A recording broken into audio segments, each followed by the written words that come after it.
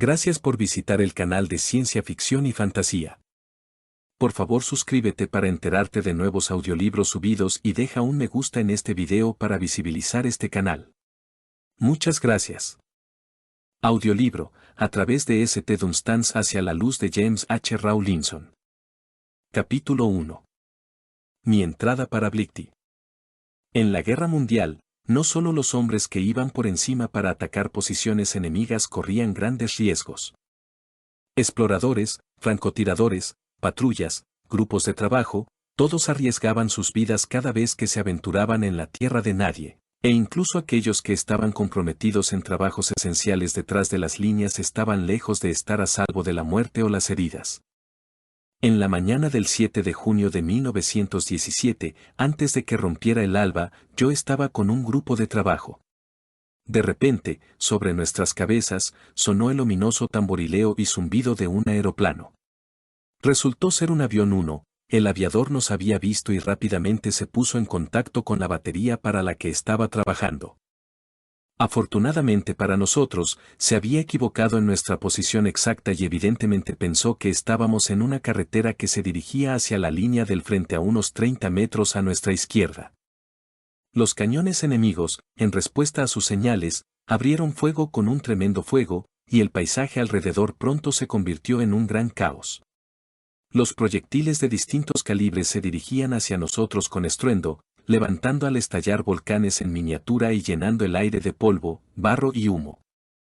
Este fuego de artillería continuó durante unos 3/4 de hora, pero debido al defecto de las señales de los aviadores y a nuestra propia habilidad para ponernos a cubierto no sufrimos bajas. Nos estábamos felicitando de que íbamos a pasar por esta prueba ilesos, cuando de repente un proyectil de 5,9 pulgadas se quedó corto. Explotó casi en medio de nosotros y tuve la mala suerte de quedarme en el camino de una de las balas de metralla. Sentí un ligero pinchazo en la sien derecha, como si me hubieran pinchado con una aguja al rojo vivo, y entonces el mundo se volvió negro. Ya estaba amaneciendo, pero la noche había cerrado mis ojos y solo podía abrirme paso a tientas entre mis compañeros.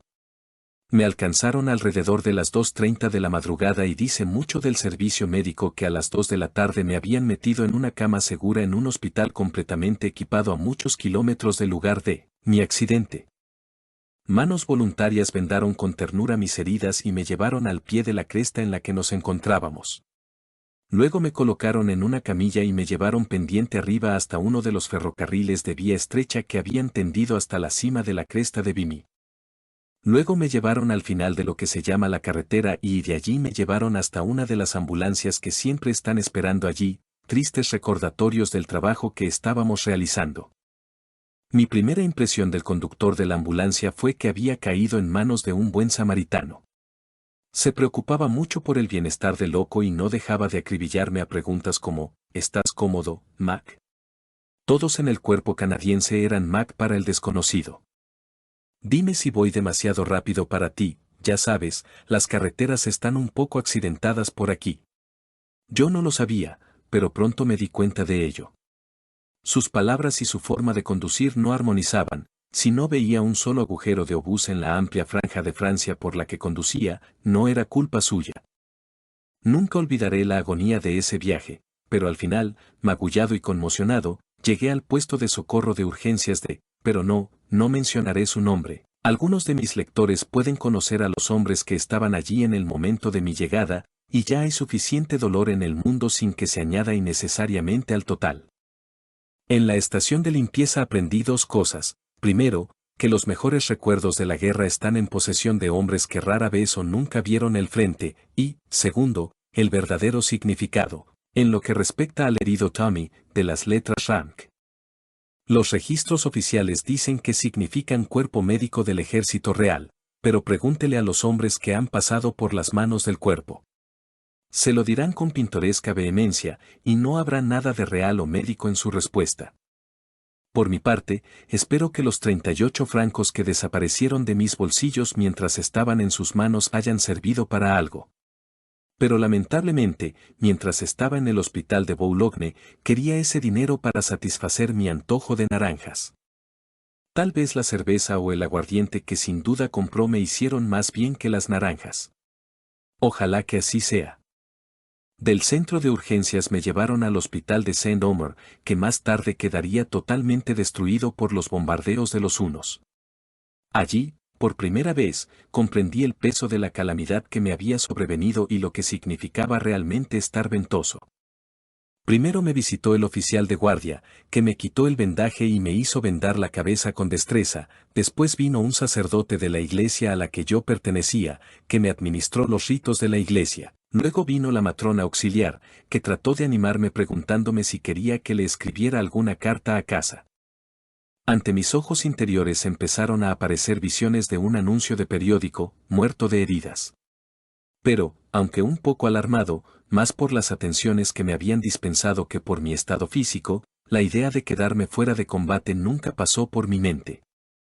Pasé 4 días en el hospital de Saint-Omer y luego me trasladaron a Boulogne, junto con un sargento neozelandés que se encontraba en la misma situación que yo y a quien más tarde tuve el placer de conocer en condiciones más favorables y felices en el querido y viejo Saint Dunstan. En Boulogne me hicieron un examen minucioso y los médicos concluyeron que un miembro absolutamente inútil del cuerpo era una carga innecesaria para el portador, por lo que me quitaron lo que quedaba de mi ojo izquierdo.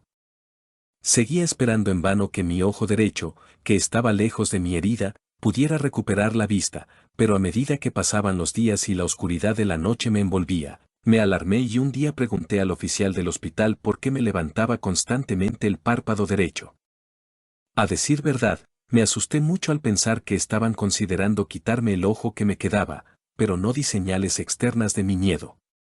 Por muy ventoso que sea uno, no conviene que el otro lo sepa, al menos no mientras se lleva puesto el uniforme de los canadienses. Por tanto, a mi primera pregunta le pregunté rápidamente si creía que todavía podría hacer que la luz del día entrara en mi ojo derecho. ¿Cuándo?, preguntó. Y, aferrándome todavía a la esperanza de que no iba a estar eternamente en la oscuridad, respondí, en 5, 10, 15, 25 años, en cualquier momento, siempre que haya algo de luz. En respuesta, se limitó a darme una palmadita en el hombro y dijo, no importa, las cosas no siempre son tan malas como parecen. Luego se alejó de mi catre y un momento después lo oí hablar en voz baja con otro oficial. Este oficial, al que trajo a mi lado, resultó ser el capitán Touse, el hombre más valiente que he tenido el privilegio de conocer, y mientras estaba en la línea conocí a muchos hombres valientes que, cuando el deber llamaba, contaban la vida con un precio muy alto. El capitán Touse es un vicario con 2 medallas. Es bastante difícil conseguir la cruz en sí, y hay pocos hombres que se atrevan a soñar siquiera con un obstáculo para conseguirla. Ahora estaba en contacto personal con un hombre que, en la lejana África, durante la Gran Guerra de los Boers, con los 2 ojos destrozados, se había mantenido firme valientemente, instando a sus hombres a la carga. Se acercó a mi cama y me dijo alegremente, «Buenos días, Canadá. ¿Cómo está el chico esta mañana?» Mi respuesta fue la habitual de los chicos en Francia, ya que aló. Luego me hizo una pregunta que me dejó pensando en su significado. «Eres un soldado, ¿no es así, Canadá?» Respondí con un tono algo triste, «Bueno, lo fui una vez, pero no puedo decir mucho sobre la verdad de eso ahora». Entonces me golpeó más fuerte de lo que cualquier proyectil uno podría golpear a un hombre. Me espetó con una voz penetrante, pero con un tono alegre, «Bueno, estás ciego y para toda la vida. ¿Qué te parece?» Durante unos 5 segundos, no fueron más, la noche que me tapó los ojos pareció oprimirme el alma. Por el momento me sentía deprimido y derrotado, pero me armé de valor ante la presencia de aquel hombre dominante. Le mostraría cómo un soldado canadiense podía soportar la desgracia. Así que me recuperé lo mejor que pude dadas las circunstancias, juré un poco para aliviar mi tensión nerviosa y respondí, «Es una locura decirle eso a un tipo». Entonces vinieron unas palabras que me hicieron sentir como si me hubiera salido un peso de la cabeza y del corazón. El capitán Touse elogió mi comportamiento militar en tiempos de desgracia, y los elogios de este ciego doble Vietcong significaron mucho. Había quedado muy malherido en una época en la que no existía St. Dunstans ni Sir Arthur Pearson para convertir su ceguera en una simple desventaja, en lugar de lo que casi siempre había sido antes de los días de St. Dunstans, una aflicción sin igual. Pero el capitán Touse venció a la ceguera, y lo hizo, en su mayor parte, solo. Ahora tenía que afrontar la cruel realidad. El único mundo que vería a partir de entonces sería el que la imaginación me crearía a partir de los recuerdos del pasado. Entonces las dificultades del futuro se agolparon sobre mí. Incluso aunque no pudiera ver como los demás, tendría que comer, y las comidas no crecen al borde del camino, y si así fuera, no podría ver para recogerlas. Bien, Jem, me dije, estás en un buen aprieto. ¿Qué vas a hacer para conseguir esas 3 comidas diarias a las que estabas acostumbrado en la vida civil? Entonces empecé a preguntarme qué calle en particular y qué esquina de la vieja Toronto sería la más adecuada para vender cerillas, cordones de zapatos, lápices y postales. Mientras estaba en esa onda, me imaginé días fríos y grises, días en los que no aparecían clientes, y me imaginé que me llevaban a casa por la noche sin tener lo suficiente para comprar ni siquiera una comida. Mi humor me sugería pasear por la cuneta cantando canciones tristes. Incluso elegí una canción, The Blind Boy, del difunto W. G. Cherwin, con la que podría poner a prueba mi voz. Todo esto pasó por mi mente mientras el capitán Touse todavía estaba de pie junto a mi catre. De pronto, el capitán me sacó de mis espantosas especulaciones cuando me preguntó si había decidido ir a St. Dunstan's. Tuve que confesar que no conocía el lugar, ni dónde estaba ni para qué servía. Luego me dijo que deseaba tomar nota de algunos datos sobre mí. Quería saber mi nombre completo, número de regimiento, cuándo me habían herido, dónde había recibido la herida, quién era mi pariente más cercano y muchos otros detalles, todo lo cual, en ese momento, me pareció un proceder innecesario y estúpido. Mientras el capitán me interrogaba, oí un sonido rápido y chasqueante después de cada una de mis respuestas. El ruido me fascinó y, después de un breve tiempo, me atreví a preguntarle qué era. La respuesta me dejó bastante perplejo. Es una máquina Braille, respondió. Estoy anotando sus respuestas. Yo sabía que era ciego, más ciego que un murciélago, y, en mi ignorancia, le pregunté con voz irritada si le parecía justo intentar engañar a un hombre al que acababan de decir que nunca más volvería a utilizar los ojos. No pronunció palabra, pero tuve la sensación de que una sonrisa se dibujaba en sus labios, y al momento siguiente, la máquina que había estado manejando fue puesta en mis manos. Entonces empezó a explicarme pacientemente su uso, y lo que un momento antes me había parecido una absoluta imposibilidad, me di cuenta de que era un hecho. Aunque los ciegos no podían ver, al menos tenían el poder de plasmar sus pensamientos sin la ayuda de otra persona, y, no solo eso, el mundo del conocimiento ya no era un libro cerrado, podían leer tan bien como escribir. El ojo se había acostumbrado a llevar la palabra impresa al cerebro, ahora las yemas de los dedos podían ocupar el lugar de los ojos. Entonces recordé que había visto a un ciego sentado en una esquina de la calle, pasando los dedos por las páginas de un gran libro, pero yo no le había prestado atención, pensando que era simplemente una actuación falsa para ganar la simpatía del público. Se lo conté al capitán Touse, y él respondió amablemente que pronto aprendería cosas mucho mejores sobre los ciegos. En St. Dunstan's, dijo, había unos 300 hombres, todos más o menos ciegos, que hacían cestas, esteras, hamacas, redes, bolsas y docenas de otros artículos útiles, remendaban botas, hacían carpintería, aprendían el negocio de las aves de corral, se preparaban para el trabajo de masajes y, lo que me pareció más increíble, se dedicaban a la taquigrafía. El taller de reparación de botas, el taller de reparación de botas. Hombres que no podían ver como los demás, hacían estas cosas. De inmediato, desaparecieron las esquinas de las calles, la venta de cerillas y cordones, los paseos callejeros cantando con voz quebrada mientras tañían algún instrumento desafinado. Otros hombres habían superado esta enfermedad suprema, ¿por qué yo no?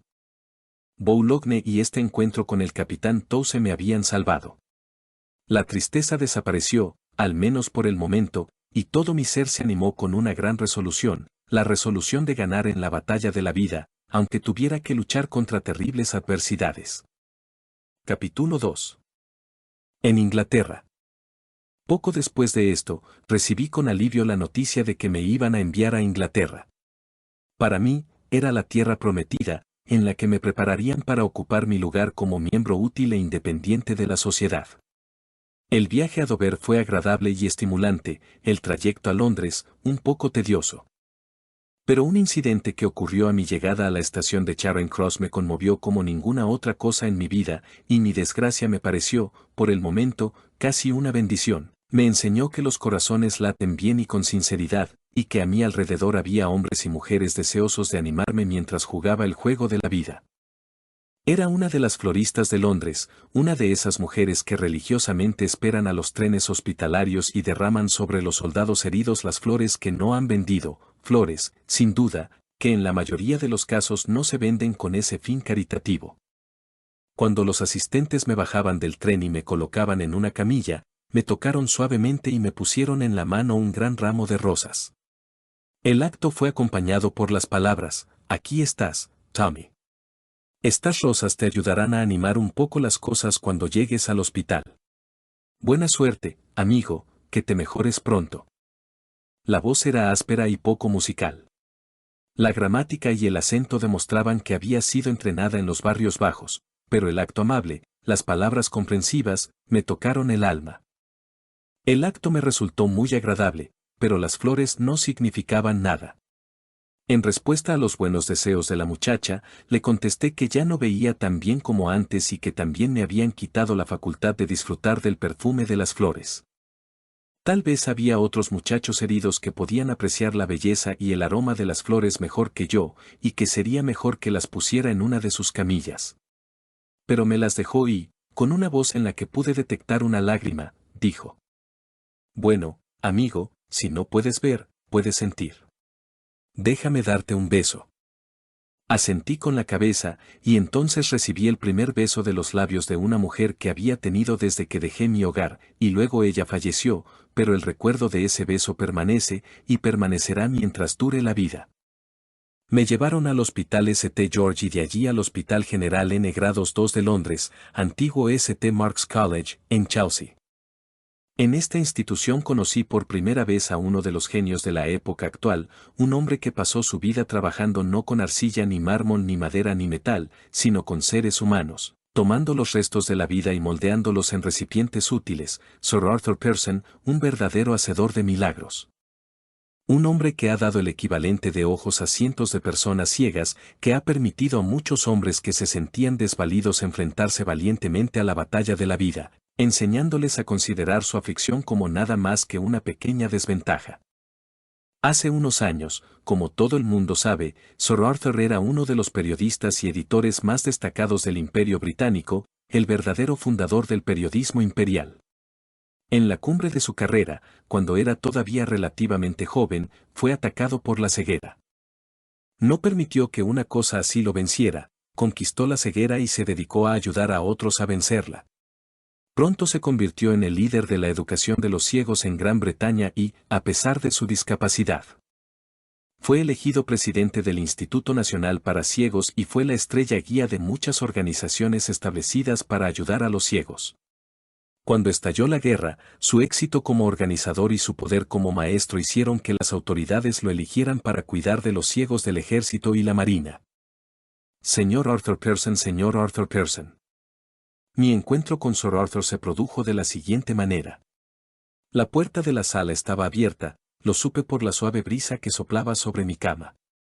De repente, desde la puerta, una voz alegre exclamó: ¿Hay algún hombre nuevo aquí? ¿Dónde está Rawlinson? Le respondí: aquí mismo, señor. ¿Pero quién es usted? Bueno, Rawlinson, ¿cómo te va? ¿Cuándo piensan dejarte ir de aquí? Ya sabes, te estamos esperando en St. Dunstan's. Supe entonces que el hombre que estaba de pie junto a mi catre era el famoso Sir Arthur. Le estreché la mano y le agradecí su amable interés en preguntar por mí. Le ofrecí la silla que siempre está al lado de la cama del hospital. Debió haberme oído mover algunos objetos que había colocado sobre ella para tenerlos a mi alcance. No te preocupes por la silla, dijo. Siéntate un poco, en la cama hay sitio para los dos. ¿Tienes un cigarrillo para regalarle a un amigo? Me disculpé diciendo que solo tenía, y que no creía que le interesara fumarlos. ¿Los fumas?, preguntó. Si son lo suficientemente buenos para que los fumes tú, son lo suficientemente buenos para mí. Eso me tranquilizó. Estaba en presencia de un caballero, pero él era, ante todo, un hombre. Fue directo al grano.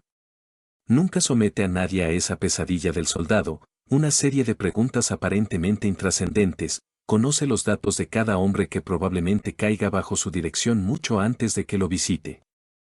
Ya te has decidido a unirte a nuestra alegre banda de St. Dunstans, dijo. Allí arriba hay mucho espacio para ti y te queremos.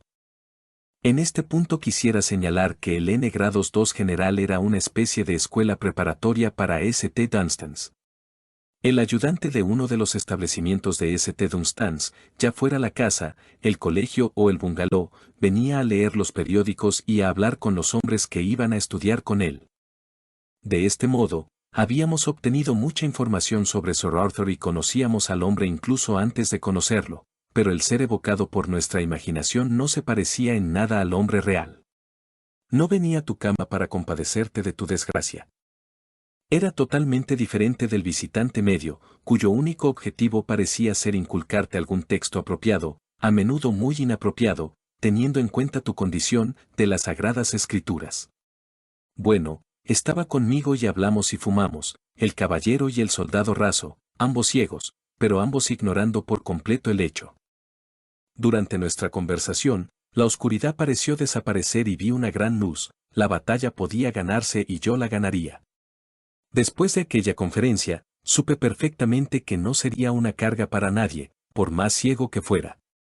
Hasta ese momento, mi idea de un ciego era simplemente la que es o era la de una persona vidente promedio, un hombre que se abre paso a tientas por las calles o que se queda de pie en alguna esquina llamativa con una tarjeta colgada del pecho que le dice al mundo que no puede ver. Una taza para contener las monedas que el público comprensivo deja caer en ella, y por último, pero no por ello menos importante, un perrito fiel, su amigo y guía. Durante los primeros días de mi ceguera, a menudo me preguntaba dónde iba a conseguir un cachorro adecuado. Mientras estuve en el N Grados 2 del Hospital General de Londres, continué con la preparación para mi futuro trabajo. En cuanto pude levantarme de la cama, me llevaban una vez por semana a St. Dunstans para hablar con otros hombres que residían allí, una especie de iniciación. También durante mi estancia en el hospital, en cuanto pudimos trabajar un poco, nos dieron los rudimentos del braille. Esto no era obligatorio, y si queríamos ceder al destino y sentarnos con las manos cruzadas sin hacer nada, éramos libres de hacerlo. Pero la mayoría de los hombres estaban ansiosos por encontrar cualquier tipo de ocupación. Acostado en la cama o sentado en una silla de hospital, sin poder ver lo que le rodea, existe el peligro de que la melancolía le provoque una profunda depresión. Para evitarlo, los auxiliares de enfermería que trabajaban en el pabellón de St. Dunstans se encargaron de que los hombres no se quedaran demasiado solos, y su amable atención evitó que me volviera morboso mientras esperaba mi traslado a St. Dunstans. Como era canadiense, tuve que ir al hospital canadiense para recibir mi pensión final, una cuestión de burocracia, ese hijo del diablo. El 13 de agosto me dirigí a Regent's Park, donde se encuentra St. Dunstans. Mi corazón saltó dentro de mí, iba a tener conocimiento de primera mano de las cosas maravillosas sobre las que había oído hablar.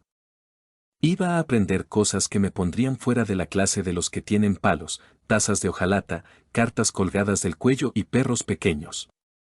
El 13 puede ser un número de mala suerte, pero ese 13 de agosto fue, a pesar de mi ceguera, el comienzo del año más feliz de mi vida desde que dejé la casa de mi madre.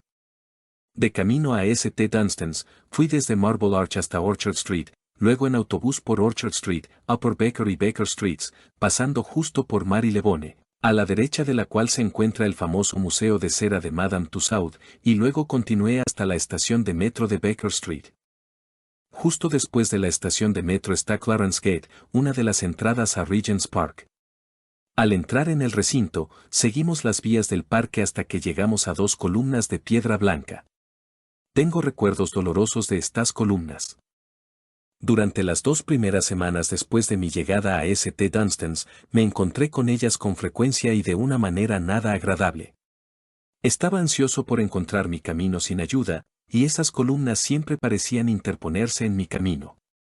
La cabeza, los hombros y las espinillas chocaban contra ellas. Me chocaban incluso si caminaba por la amplia calzada. Y eran duras, muy duras.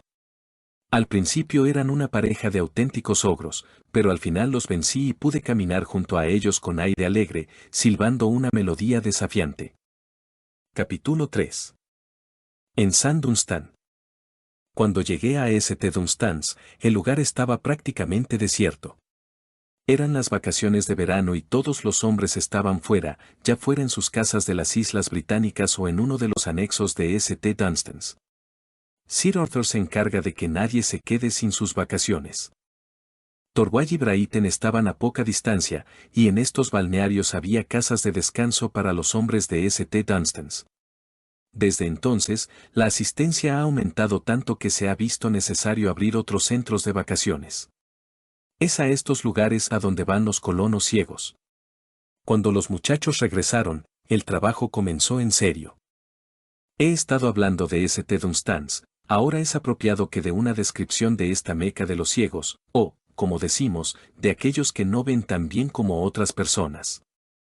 Un albergue para la formación de aquellos que tienen una vista defectuosa sugiere una estructura similar a un cuartel con paredes encaladas, encofrados de tablas para el alojamiento de los estudiantes y el mobiliario más rudimentario. ¿Qué necesidad hay de lo bello para aquellos que no tienen ojos o que tienen ojos que no ven? Pero los ciegos tienen un agudo aprecio por la belleza, y los fundadores de St. Dunstans han hecho amplias provisiones para satisfacer el anhelo estético de los estudiantes. St. Dunstans, la casa St. Dunstans, la casa. La casa de St. Dunstan se encuentra en una de las mayores propiedades de la ciudad de Londres, superada en tamaño únicamente por el Palacio Real de Buckingham. El terreno tiene una extensión de más de 16 acres y cuenta con uno de los jardines más hermosos del Reino Unido. La casa pertenece al señor Araucon, un financiero norteamericano que desempeñó un papel importante en la tarea de poner a los Estados Unidos del lado de los aliados. Cuando Sir Arthur Pearson emprendió su gran campaña en favor de los soldados y marineros que pudieran quedar privados de la vista en la Gran Guerra Mundial, el señor Cam puso generosamente a su disposición toda esta magnífica propiedad. La casa en sí es una de las más famosas del Reino Unido. En la época en que era propiedad de Lord Loughborough, a menudo era escenario de reuniones reales. El Kaiser la visitaba con tanta frecuencia que la gente de los alrededores empezó a considerar su visita como algo normal. Al entrar por la puerta de la izquierda, lo primero que se ve es la casa del guardián, una pintoresca estructura con borduras de rosas. A continuación viene el césped, una amplia extensión de césped aterciopelado, fresco y relajante. Se llega a la casa a través de una avenida de moreras, bien entremezcladas con tilos. En la temporada de verano, el aire se llena del aroma de las flores, que brotan de las rosas, el jazmín amarillo y las flores rosadas de los almendros. Al entrar al edificio por la entrada principal, a la izquierda del vestíbulo, el visitante ve la oficina de Sir Arthur y los de su personal, quienes, bajo la supervisión del jefe, controlan el albergue. A ambos lados del vestíbulo hay dos magníficas sillas, una de las cuales era el asiento favorito de Eduardo el Pacificador y la otra del Kaiser Guillermo II, el señor de la guerra alemán. Al pasar por el vestíbulo, se llega al salón y, un poco más allá, al salón exterior, antiguamente el salón de baile de Lord Loughborough, donde se llevan a cabo los encantadores conciertos por los que la casa es famosa. Pero St. Dunstans no es una simple casa de descanso. Es esencialmente un hervidero de actividad, una institución educativa donde todo el mundo tiene algo que aprender. Tanto si un hombre puede ver como si no, aquí puede encontrar ocupación para sus manos y su mente. Después de todo, no vemos con los ojos, estos solo llevan las visiones al cerebro que ve, y las manos, e incluso los pies, pueden realizar las mismas tareas, solo que de una manera diferente. Había muchos profesores dispuestos a ello. Y aquí me gustaría dejar constancia de que nadie puede enseñar a un ciego tan bien como otro individuo que también es ciego. Sé de lo que hablo, porque he sido guiado por personas que podían ver y también por personas cuya vista no era tan buena como antes. Esta última expresión está tomada de Sir Arthur, que siempre habla de sus chicos ciegos como los chicos cuya vista no es tan buena como antes. Una semana después de que los chicos regresaran de sus vacaciones, tuve la oportunidad de visitar los talleres. ¿Qué hervidero de actividad son esos mismos talleres? Vayan allí, ustedes, hombres y mujeres bendecidos con la vista, y vean por ustedes mismos lo que su hermano ciego está haciendo para rehacerse a sí mismo, poniendo en juego sus poderes latentes y convirtiendo lo que parecía ser una criatura sin valor, una carga para sí mismo y para la humanidad. En el único activo, un productor que vale la pena para cualquier país. Los obstáculos que enfrenta al principio parecen insuperables, pero en St. Dunstans el espíritu del lugar lo atrapa y la palabra no puede desaparecer de su diccionario. Pero al principio tiene mucho que desaprender. Todos sus viejos métodos de trabajo tienen que ser olvidados. Es, en cierto sentido, un niño de nuevo, nacido el día que le quitaron la vista. Pero aunque haya perdido la vista, si es del tipo adecuado, el mayor activo que posee un hombre nunca puede serle arrebatado, su espíritu, su determinación de nunca ser una carga para los demás, su sentimiento, su conocimiento de que lo que otros han hecho, él lo puede hacer. Su confianza en su capacidad para hacer el bien, su espíritu de independencia, todavía los tiene, y le permiten ganar victorias mayores que las que hubiera podido lograr en batalla, victorias sobre ese terror de los que ven, la ceguera. A los que consideramos a St. Dunstans como nuestra alma mater, a menudo nos dicen que no podemos hablar de nada más que del lugar y del trato que recibimos allí. Nuestra respuesta es, de la abundancia del corazón habla la boca. Ella nos acogió cuando estábamos en las profundidades y nos transformó en hombres, nos enseñó a ser verdaderos productores, hizo posible que ocupáramos nuestro lugar en las filas de los que ganan dinero, de hecho, todo lo que sabemos y todo lo que somos se lo debemos a ella. Hay solo un punto en el que Sir Arthur y sus muchachos no están de acuerdo. Sir Arthur afirma que fueron los muchachos los que hicieron a St. Dunstans, los muchachos sostienen que St. Dunstans hizo a los hombres. Mientras yo residía allí, había unos 550 hombres recibiendo instrucción, y sin embargo St. Dunstans siguió adelante tranquila y serenamente sin el más mínimo vestigio de disciplina en el sentido ordinario de la palabra. Solo el 2% de los que pasaron por la institución no lograron el éxito. ¿Qué otro establecimiento educativo puede jactarse de un historial semejante? Y sin embargo, nada era obligatorio excepto la sobriedad. Estuve en St. Dunstans durante 16 meses y, como mi caso era típico, no puedo hacer nada mejor para dar una descripción detallada del trabajo allí que relatar mis propias experiencias. Cuando estuve listo para comenzar a trabajar, me presenté ante el ayudante y arreglé los cursos que tomaría. Se fijaron los horarios de las clases, se nombraron profesores y se hizo todo lo posible para permitirme comenzar mi entrenamiento para la batalla de la vida. Era, por así decirlo, un niño de nuevo, a punto de ingresar a la escuela por segunda vez, pero en condiciones muy diferentes de mi primera entrada, aproximadamente un cuarto de siglo antes. El braille y la mecanografía se adoptaron como algo normal. El braille se enseña para que los ciegos puedan leer por sí mismos, y la mecanografía para que no sea tan difícil para sus amigos, ya que es mucho más fácil para los ciegos aprender a escribir a máquina que para los videntes aprender a leer en braille. Tardé 4 meses en dominar el braille, pero aprobé mi examen de mecanografía en menos de 3 semanas. Me sentí satisfecho con mi logro en lo que respecta a esto último, ya que había decidido dedicarme a la taquigrafía y a la mecanografía como profesión. Había un incentivo adicional para que los estudiantes se dedicaran a la mecanografía, ya que Sir Arthur, el hombre más generoso de todos, regala a cada uno de sus muchachos una máquina de escribir cuando se va de St. Dunstans. Las ocupaciones eran variadas y, en mis primeros días como estudiante, mi mayor placer era visitar las distintas salas donde los trabajadores se dedicaban a diferentes oficios. Algunos reparaban zapatos y tarareaban alegremente cancioncillas mientras trabajaban. Ahora, el crujido y el crujido me indicaban que estaba en presencia de hombres que hacían cestas y esteras. Nuevamente, el sonido de los martillos clavando clavos y de los cepillos me hizo darme cuenta de que estaba entre carpinteros. Además de estos oficios, había hombres trabajando, estudiando avicultura y tomando cursos de masajes. Al principio, lo vi todo desde la actitud de un vidente y me pareció un milagro sin igual, pero después de un tiempo, lo tomé todo como algo normal. La carpintería. Los cursos de taquigrafía y masaje son los que llevan más tiempo, pero en St. Dunstan's no hay límite de tiempo establecido para ninguno de los cursos. Si no se logra la competencia en un mes o 6 meses, el estudiante puede perseverar durante un periodo más largo.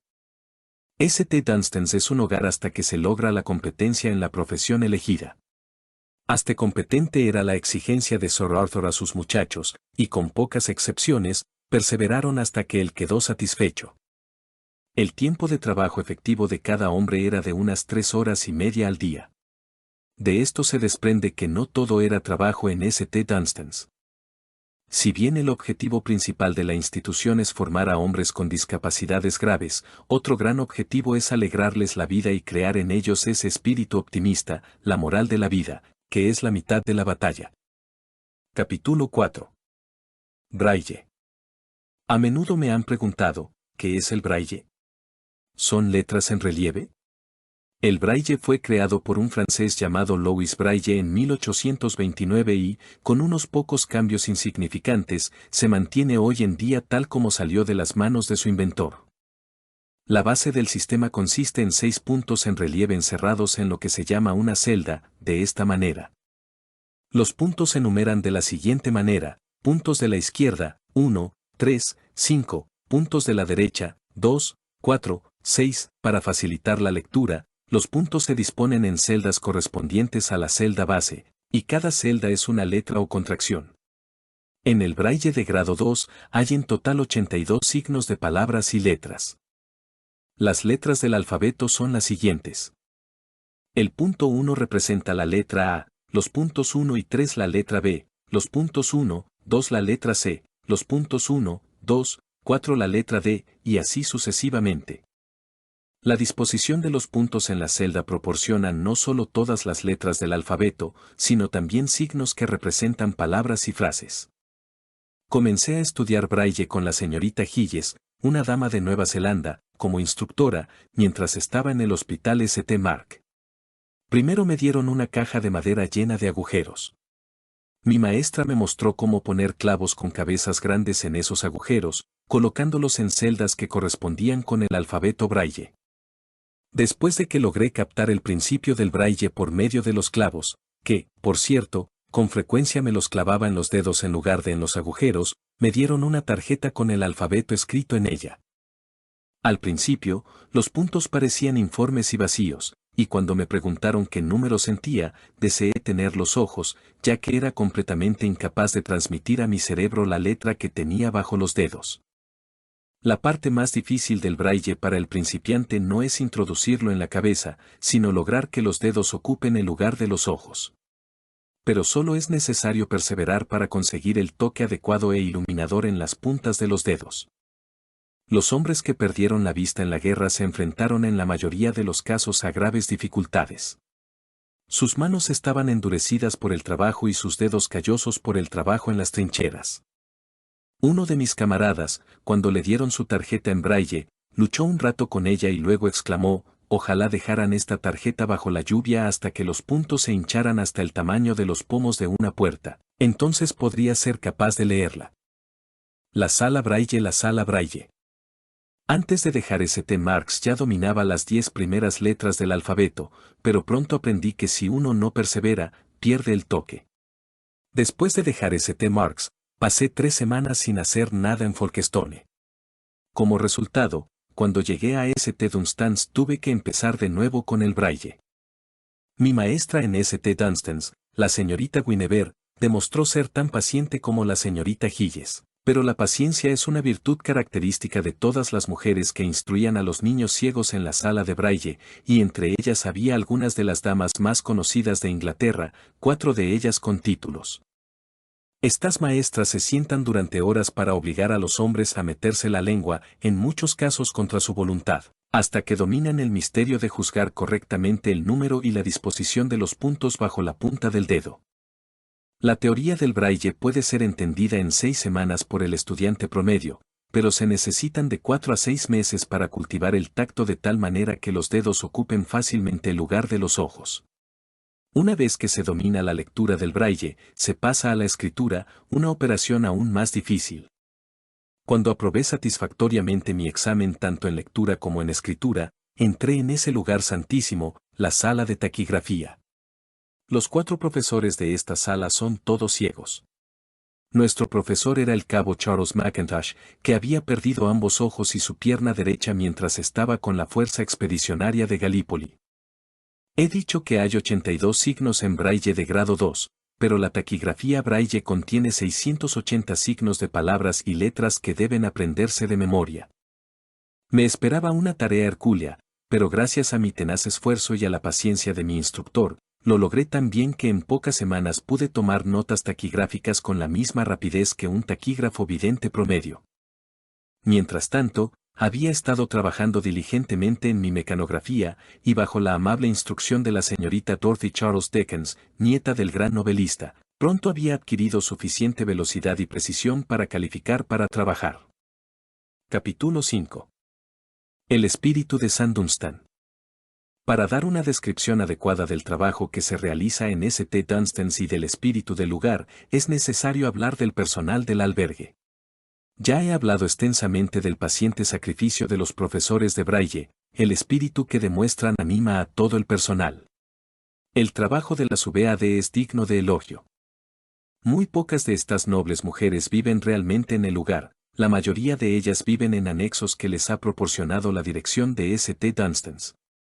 Lo que hacen, lo que soportan, se puede comprender mejor si las seguimos durante un día de trabajo. Se levantan a las 6 de la mañana y, tras actuar como sus propias criadas en sus dormitorios, se dirigen a las distintas casas que les han sido asignadas. La hora del desayuno es a las 7 de la mañana. Después de esta comida, comienza el verdadero trabajo del día. En el bungalow, donde me alojaba, las SUBEAD comían en 3 mesas, y después de cada comida, 2 de ellas tenían que limpiar las mesas. A las 8 de la mañana, los hombres desayunaban, 2 de las mujeres se encargaban de atender cada mesa, y como tenían que atender a 16 hombres, todos ellos ejemplares sanos de humanidad, algunos de los cuales habían estado en el lago desde la mañana temprano, despertando un apetito voraz, su trabajo no era nada fácil. Podría decir que no había escasez de comida en St. Dunstan's, ni siquiera mientras duró la guerra, y teníamos la persistente sospecha de que Sir Arthur tenía una influencia con el ministro de Alimentación. En cualquier caso, nos consiguió toda la comida que pudiéramos comer, y de una excelente variedad, y había pocas en Londres que pudieran decir lo mismo después de que se racionara la comida. Terminado el desayuno, las hermanas, como se las llama, fueron a los dormitorios. Cada dormitorio tenía 25 camas, y con esto y de otras maneras, se mantuvieron ocupadas hasta las 11:45. La hora de la cena era a las 12 en punto. Después de la cena, algunos de los hombres siempre iban a remar al lago, y por supuesto, necesitaban a alguien que dirigiera el bote. Se llamó a una hermana, y ella con gusto se unió a los muchachos. Durante toda mi estadía en el bungalow, nunca oí a nadie quejarse o refunfuñar ante estas visitas sobre su tiempo y energía. A las 2 de la tarde, las hermanas de la mañana terminaban el servicio, y su tiempo era suyo hasta las 6 de la tarde, cuando volvían y se dedicaban a las necesidades de los hombres hasta las 9 en punto. Se les permitía una tarde a la semana, que comenzaba a las 6 de la tarde, y ese día estaban de servicio hasta esa hora a partir de las 6 de la mañana. Además, se les concedía un fin de semana cada 3 meses. Estas mujeres hicieron su parte durante la guerra, y siguen haciéndolo, tan fielmente como lo hicieron los hombres en el frente. Su trabajo era duro, estresante y a menudo desagradable, y hay que recordar que muchas de ellas ni siquiera habían desempolvado sus propios pianos antes de asumir sus funciones en St. Dunstan's. La matrona del bungalow era la señora Craven, una mujer simpática, de carácter heroico y con una amplia experiencia en el trabajo de guerra.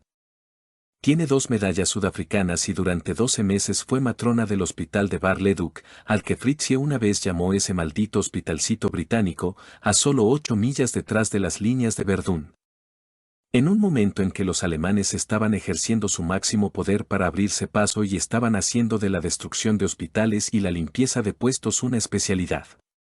La señora Craven era una soldado de pies a cabeza. El siguiente incidente ilustra admirablemente su carácter. Un día, uno de los hombres llamó a una hermana justo en el momento en que terminaban el servicio de la mañana y esperaban ser relevados por las hermanas de la tarde. El hombre había llamado 3 o 4 veces a voz en cuello: hermana. Hermana. La hermana de cualquiera. No hubo respuesta. La matrona lo oyó y corrió a ayudarlo. Al pasar por el salón se encontró con una hermana, una nueva, por cierto, que no había prestado atención al llamado. La matrona le preguntó, algo severamente: ¿no escuchaste a ese hombre que llamaba? Sí, matrona, pero ahora estoy fuera de servicio. Fuera de servicio. Si estuvieras en la línea y salieras de servicio, y estuvieran trayendo un convoy de hombres destrozados y sangrando, ¿pensarías que estarías justificado en no ir a ayudarlos porque estabas fuera de servicio? En tales circunstancias no debería pensar en tal cosa. Bueno, quiero que recuerdes que aquí no hay tiempo cuando estás fuera de servicio. Mientras trabajas en St. Dunstan's, todo el personal está de servicio las 24 horas del día. Estos hombres se han visto privados de lo más preciado que Dios les había dado mientras se ocupaban de que nosotras, las mujeres, pudiéramos vivir aquí con relativa seguridad y comodidad. Estoy aquí para velar por su bienestar y tengo la intención de que todos los que trabajen conmigo hagan lo mismo en todas las estaciones y a todas horas. No permitas que vuelva a oírte hablar de que estás fuera de servicio cuando se oye un grito de socorro. El trabajo aquí es tan importante como si estuvieras en la línea superior. Estos hombres, aunque han sanado de sus heridas abiertas, necesitan nuestra ayuda, al menos por el momento, para ayudarlos a soportar la carga que se les ha impuesto. La señora Craven fue una verdadera madre para todos los que estuvieron bajo su cuidado, y los niños demostraron su aprecio por sus servicios cuando el Ministerio de Guerra la llamó para hacerse cargo de uno de los hospitales más grandes de Inglaterra. La matrona de la casa, conocida por todos como hermana Pat, se vio obligada a retirarse de su puesto debido a un problema de salud. Cuando se iba, los muchachos le hicieron un pequeño obsequio como muestra de su estima y para que los recordara con cariño. Pero para eso no hacía falta ningún obsequio. Cuando aceptó el presente, dijo: muchachos, la hermana Pat volverá con ustedes. No puede dejar a sus muchachos para siempre. Yo volveré con ustedes si me aceptan, aunque sea solo para limpiarles las botas. Su lugar en el corazón de sus muchachos nunca será ocupado. Luego estaba el capitán Kmaon, ayudante del bungalow. El capitán había perdido una pierna en la guerra de Sudáfrica.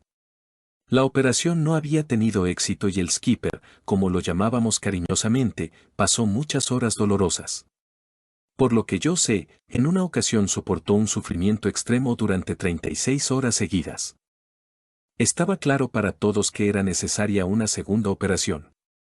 Un día, mientras estaba en su oficina, le pregunté por qué no iba a un hospital y se hacía otra amputación. Mi comentario fue inocente, pero pronto me arrepentí. Rawlinson respondió: no pensé que me harías esa pregunta. ¿Por qué? Continué. Pero, replicó bruscamente, ¿no sabes que todavía hay cientos de muchachos que vienen heridos y destrozados? Sí, respondí. ¿Pero por qué eso debería detenerte? Entonces lo entendí. Jem, dijo, puede que haya uno de esos muchachos que necesite la cama que yo ocupo, y mi presencia podría obligar a ese muchacho a ir a uno de los hospitales que tal vez estén en el norte de Inglaterra. No, Jem, esperaré hasta que todos se hayan recuperado antes de presentar una solicitud para una cama en uno de los hospitales de Londres. Y así, el capitán Kmaon heroicamente continuó soportando su sufrimiento en lugar de mantener a uno de los vagabundos de Francia fuera de la cama. Después de Sir Arthur Pearson, él era el más querido para los hombres del bungalow. Lo amaban, y no había uno solo de los 250 hombres que estaban allí que no le hubiera permitido con gusto caminar sobre su cuerpo si hubiera sido por su bien. El capitán era un hombre de hombres, un padre para todos nosotros, a quien era bueno conocer. Cuando los chicos estaban preocupados, le contaban sus problemas. Él hacía suyas todas sus preocupaciones, y era sorprendente la gran carga de preocupaciones que podía soportar. La señora Craven, la hermana Pat y el capitán Kmaon eran los líderes de la vida en St. Dunstan's. Pero todo el lugar estaba animado por el mismo espíritu que los inspiraba, el espíritu que se manifestaba en su plenitud en Sir Arthur Pearson y, en menor grado, en todos los estudiantes. Hizo que todos los chicos fueran trabajadores y creó en ellos el deseo de ayudar a los demás, de hacer del mundo un lugar un poco mejor gracias a su presencia en él, incluso si tenían que trabajar con alguna discapacidad. Capítulo 6. Ataques aéreos. Cuando abandoné las costas de Francia, pensé que estaba a salvo de los mortíferos misiles del enemigo, pero no me importó demasiado en aquel momento. Había recibido un golpe tan fuerte que no me habría arrepentido demasiado de un ataque que hubiera acabado con mi carrera terrenal. Pero el brazo de Alemania era largo y el ingenio de los señores de la guerra, grande, por medio de sus magníficos submarinos, habían llevado la guerra a las costas de Inglaterra, y por su soberbia fuerza aérea la llevarían al corazón de Londres. De hecho, ya lo habían hecho con sus cepelines, esos fracasos supremos de su eficiencia. Había estado en Londres poco tiempo cuando, el sábado 21 de julio de 1917, tuve mi primera experiencia de un ataque aéreo en una ciudad abarrotada. En ese momento me encontraba en el Hospital St. Mark, recibiendo mi entrenamiento preliminar para el St. Dunstan's, y en ese momento estaba en la sala recibiendo instrucción en braille. Poco antes del mediodía, alguien entró en la habitación y exclamó jubiloso que una gran bandada de aeroplanos, estimada en 30 a 60, estaba maniobrando a gran altura en formación de batalla sobre la ciudad. Y nos felicitábamos de que el Ministerio de la Guerra finalmente se hubiera despertado y estuviera demostrando su capacidad para hacer frente a cualquier ataque de máquinas más pesadas que el aire que el enemigo pudiera enviar. Mientras escuchábamos las noticias y anhelábamos con nuestros ojos poder ver este espectáculo, el estruendoso estallido de una bomba nos deslumbró. Estos aviones no estaban marcados con los amistosos círculos tricolores, sino con la siniestra cruz. Se oyeron gritos de terror, pasos apresurados, casi un pánico a medida que las bombas se sucedían. Muchos de nosotros estábamos acostumbrados a las condiciones de la guerra, habíamos esquivado bombas en el Somme y en la cordillera de Vimy, las habíamos esquivado cuando la metralla nos llovía a nuestro alrededor y las balas de ametralladora y fusil hacían silbar el aire por todos lados. Pero este ataque en el corazón de una gran ciudad no carecía de su aspecto aterrador. Después de haber escapado a la muerte en el campo de batalla, sería horrible tener que encontrarla en las ruinas de un edificio derrumbado. Pero afrontamos la situación estoicamente. Londres y sus suburbios tenían más de 7.000.000 de habitantes y, por la teoría de las probabilidades, concluimos que no era probable que nos alcanzaran.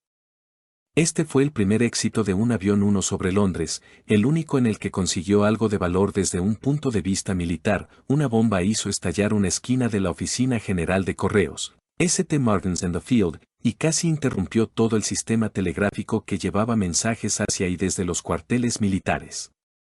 Por supuesto, se produjo la matanza habitual de mujeres y niños indefensos, actos que el uno esperaba que aterrorizaran a Inglaterra, rebajaran la moral de su pueblo y mantuvieran un gran ejército dentro de la isla para la defensa nacional.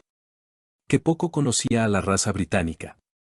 Lo deplorable de la incursión fue que mientras se desarrollaba no había ni una sola máquina en el aire combatiendo a los atacantes, ni un solo cañón antiaéreo en acción. El Ministerio de Guerra necesitaba que lo despertaran de su letargo. Y así fue, y cuando llegaron los siguientes asaltantes, tuvieron una cálida recepción. Mi siguiente experiencia fue al aire libre. Un día, mientras caminaba por las calles de Londres, se anunció la llegada de una fuerza de asalto. Para entonces, ya se habían dispuesto refugios para los ciudadanos, y me dirigí a uno de esos lugares subterráneos a prueba de bombas, un tubo. En esa época, Londres era en gran parte una ciudad de mujeres y extranjeros, al menos eso me parecía a mí. Evidentemente, había dado con un refugio de carácter cosmopolita. El lugar estaba abarrotado de una multitud asustada, que temblaba y gemía de terror y expresaba sus temores en muchas lenguas que yo desconocía por completo. El aire era sofocante con ese olor característico que parece emanar de la gran población, en este caso, el ajo parecía ser el perfume predominante.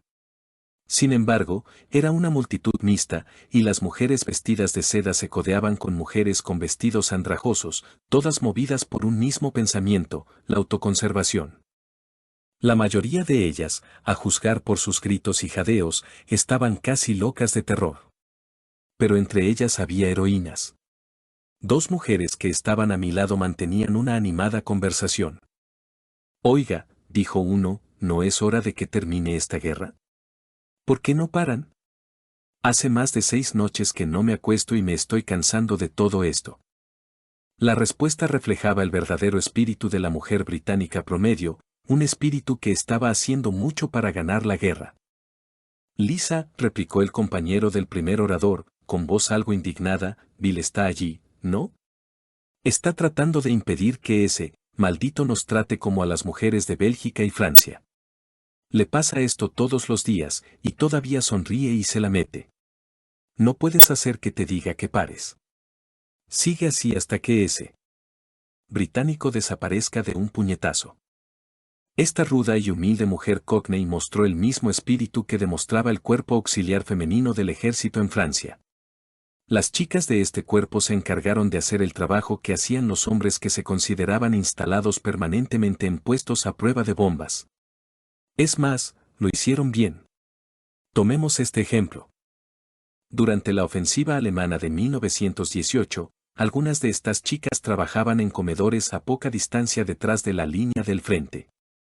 Cuando los alemanes avanzaron con fuerza irresistible y casi habían llegado a los campamentos y alojamientos donde estaban las BAAC, se ordenó a las chicas que abandonaran la zona de peligro en camiones motorizados. Se negaron, diciendo, esos carros se pueden utilizar para llevar a los heridos de vuelta, podemos caminar. Y caminaron, se echaron las mochilas a la espalda y marcharon 29 millas por caminos ásperos y embarrados. Pero no todas, algunas de las más atrevidas se quedaron para asegurarse de que los chicos recibieran té o café caliente para reanimar sus cuerpos cansados, en la mayoría de los casos heridos y destrozados. Su valor las hizo soportar el fuego de artillería, pero ellas siguieron adelante sin valentía. Durante mis últimos días en Londres, cuando estaba cantando en uno de sus albergues, conocí a 4 de estas mujeres, cada una de las cuales había perdido una pierna, y una de ellas lucía orgullosa una medalla militar. La mujer del tubo y las refinadas BAAC eran hermanas bajo la piel. Si la primera hubiera podido, habría estado al lado de Bill, entregándole cartuchos mientras él acribillaba al enemigo. Mientras estuve en el bungalow, tuvimos una experiencia bastante emocionante con los ataques aéreos. En septiembre de 1917, los atacantes fueron excepcionalmente audaces y durante los primeros 10 días del mes visitaron Londres no menos de 8 veces. Noche tras noche nos despertaba el silbido de las sirenas y el estallido de los granates, finas granadas que hacían un gran ruido, advirtiendo a todos de que se estaba produciendo un ataque aéreo y dando a los peatones y a otras personas la oportunidad de refugiarse de las bombas enemigas y de la metralla de los cañones antiaéreos. Estos últimos incluso una amenaza mayor para quienes estaban al aire libre que los primeros. Una de estas noches, yo, con 2 amigos canadienses, ciegos como yo, acababa de entrar en el bungalow cuando los granates empezaron a explotar y los silbatos a chillar.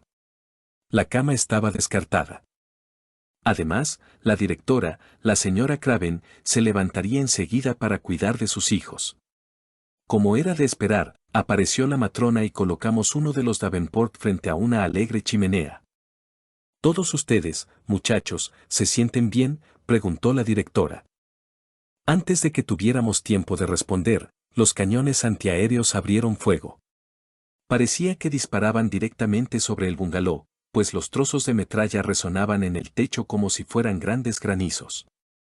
Uno de ellos, de aproximadamente medio kilo de peso, atravesó el techo y entró en la habitación de la matrona. Mientras estábamos sentados allí, por encima de nuestras cabezas podíamos oír el furioso zumbido de los aviones unos y el silbido de las bombas que caían, esperando a cada momento que una se estrellara entre nosotros. Una bomba que cayó cerca, en St. John's Wood, sonó como si fuera a hacernos una visita, y yo comenté nervioso, esta es nuestra matrona. Bueno, Rawlinson, respondió ella sin temblar en la voz, todavía somos soldados, ¿sabes? Y si llega el momento, ¿qué mejor podríamos pedir que la muerte de un soldado? Esa noche cayeron 4 bombas en el recinto en un radio de 400 metros, pero afortunadamente ninguna de ellas produjo daños materiales. Otra noche nos entretuvimos con uno de los deliciosos conciertos que había organizado el personal. El concierto estaba en su apogeo cuando se abrieron fuego. Nuestros animadores sugirieron detener la actuación, pero nos opusimos a que un asunto tan insignificante como un ataque aéreo interfiriera en nuestra diversión, y el concierto continuó alegremente, y antes de que terminara, los unos ya estaban regresando a casa, perseguidos por audaces aviadores británicos. En varias ocasiones los asaltantes aparecieron cuando los habitantes del bungalow ya estaban acostados, pero Sir Arthur se había encargado de avisarnos a tiempo para que, en caso de que nos alcanzaran directamente, no nos atraparan como ratas en una trampa. La noticia de la llegada de los asaltantes se enviaba por teléfono al mismo tiempo que la recibían las autoridades policiales, y uno de los ordenanzas de guardia visitó las habitaciones y despertó a los hombres, dando instrucciones a los que quisieran refugiarse en los sótanos a prueba de metralla de la casa. Huelga decir que ninguno de los muchachos corrió a refugiarse, al menos no los de nuestro barrio. O bien nos levantábamos y nos vestíamos para disfrutar de la emoción de escuchar el zumbido de los aviones, las bombas que estallaban y el estruendo de la metralla, o bien nos quedábamos en la cama, tomándonos todo el asunto con indiferencia filosófica. La señal de peligro llegó tan pronto como los asaltantes cruzaron la costa este, y luego todo fue bullicio y excitación en Londres hasta que ese valiente y pequeño grupo de muchachos, pequeños de cuerpo, pero grandes de corazón, conocidos como los Boy Scouts, que estaban apostados en cada estación de policía, dio la señal de todo despejado.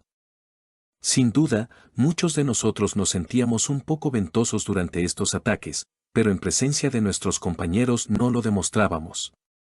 Nuestros edificios y terrenos, en pleno corazón de Londres, eran los más llamativos, y, además, Regent's Park no carecía de importancia militar, pues allí se guardaban los suministros del aeródromo. Su lago y el canal que corre entre él y el zoo lo convertían en un blanco brillante para los bombarderos hunos. Pero nos mantuvimos firmes sin miedo durante todos estos ataques, escuchando el estruendo de esta guerra aérea, sobrecogidos no tanto por las explosiones como por el caos creado en el zoo, donde, en cuanto se producía un ataque, los leones rugían, los elefantes barritaban enloquecidos, los monos parloteaban, los loros chillaban y los lobos aullaban lúgubremente. Capítulo 7. Visitantes reales. La aristocracia británica visitaba con frecuencia la iglesia de St. Dunstan, pero, según todos los pronósticos, los visitantes más interesantes eran los miembros de la familia real. Su Majestad, el rey Jorge, se dejó caer por allí en más de una ocasión, como un ciudadano corriente, sin los adornos y el boato habituales que acompañan a la realeza. En su visita a St. Dunstan, recorrió el lugar sin siquiera un escudero que lo acompañara. Mostró un interés profundo y sincero en la formación y el trabajo de los hombres. Parecía un poco escéptico sobre nuestra capacidad como criadores de aves de corral. En una ocasión, al visitar el gallinero mientras se impartía una clase, indicó que le gustaría una prueba práctica de la capacidad de los ciegos para distinguir diferentes razas de aves de corral. El encargado cogió un pájaro y se lo entregó a uno de los estudiantes, un oficial imperial, por cierto, y apenas lo hubo tocado cuando pronunció correctamente que se trataba de un Plymouth Rock. El rey seguía escéptico, por lo que le entregaron un segundo y un tercer pájaro al demostrador, a los que les pusieron el nombre correspondiente. Esto convenció a su majestad de que, aunque eran ciegos, los hombres podían seguir adelante en lo que le parecía una ocupación increíblemente difícil para los ciegos. Tejido de esteras, tejido de esteras. Su Majestad, la Reina María, se interesó igualmente activamente en nuestro albergue. La conocí en circunstancias peculiares en el bungalow. Acababa de entrar en el salón desde la sala de taquigrafía, cuando oí que el capitán me llamaba. Me acerqué a él a través de una abertura entre una hilera de sillas. Cuando llegué al capitán Kmaun, me dijo, Su Majestad, la Reina María, desea conocerte, Rawlinson. Y a la reina le comentó, este es Rawlinson, que está aprendiendo a ser taquígrafo. Su Majestad mostró un interés genuino en mí, como lo hacía con todos los muchachos, y me hizo muchas preguntas sobre mi herida, las circunstancias en las que la recibí y en qué parte de la línea estaba operando cuando me alcanzaron. Luego me preguntó sobre el progreso que estaba haciendo con mi trabajo y sobre mi vida en el bungalow. Finalmente me felicitó por mi capacidad para orientarme a pesar de mi discapacidad. No todos los días un soldado tiene el privilegio de charlar familiarmente con una reina, y en mi vanidad respondí, conozco el entorno de St. Dunstans tan bien como la palma de mi mano. Después de un momento de silencio, le pregunté al capitán Max si eso era todo lo que quería de mí. Dijo que eso sería suficiente y me di la vuelta para marcharme. Pero mientras hablaba con la reina debí de haberme girado ligeramente sin darme cuenta y perdí el rumbo. Salí con valentía y caí sobre una de las sillas, después de jactarme ante su majestad de que conocía el lugar tan bien como la palma de mi mano. Fue realmente un caso de orgullo que precede a la caída. Aproximadamente media hora después, estaba bajando por el sendero del jardín que conduce al círculo exterior, cuando oí voces de mujeres más adelante en el camino. Toqué la bocina, la señal habitual de los chicos cuando quieren tener derecho de paso. Entre el grupo que iba delante de mí estaba la matrona de la casa, que me dijo, vamos, Rawlinson, el camino está despejado. ¿Es usted, matrona?, respondí, luego, en un tono simulado de dolor, comenté que había estado hablando con la reina María esa tarde, y, ¿puede creerlo, matrona? Ella no tuvo los buenos modales de estrecharle la mano a un hombre. La matrona me respondió en un tono algo agitado, Su Majestad está aquí, Rawlinson. No hace falta decir que me sentí un poco avergonzado. Canadá había ido mucho más allá de su objetivo, como de costumbre, pero Canadá no estaba familiarizado con la retirada y decidí mantenerme firme. Bueno, dije, ¿me estrechará la mano ahora? Seguro que sí, respondió la reina, y lo hizo con una firme presión que demostraba un sentimiento genuino. Luego me preguntó si había salido a dar un paseo. No, respondí, voy a encontrarme con otra reina. 2 reinas en una tarde no está nada mal para una vieja canadiense, ¿no? Desde luego que no, respondió. Y espero, añadió con una risa alegre, que la otra reina no se olvide de estrecharme la mano cuando se encuentre contigo. Mientras me iba, la oí comentar que era un muchacho muy alegre, su ceguera no parece preocuparle mucho. Tenía razón. En ese momento ya no era así. Había avanzado tanto en mi trabajo que el futuro estaba asegurado, todavía podía encontrar trabajo y felicidad en este viejo mundo. Mientras estuve en St. Dunstans tuve otro encuentro con la realeza. Un día, mientras caminaba por el salón, a lo largo de la franja sagrada para los ciegos, choqué con alguien que se inclinaba para interrogar a otro estudiante. Choqué con una mujer, que inmediatamente se dio la vuelta y se disculpó profusamente por estar en mi camino. Lamentaba mucho no haberme visto venir. Yo estaba de un humor irritado, los ciegos siempre lo están en tales circunstancias. Un choque de este tipo siempre les recuerda su discapacidad, algo que les encanta ignorar. Con impaciencia, respondí, está bien, señora.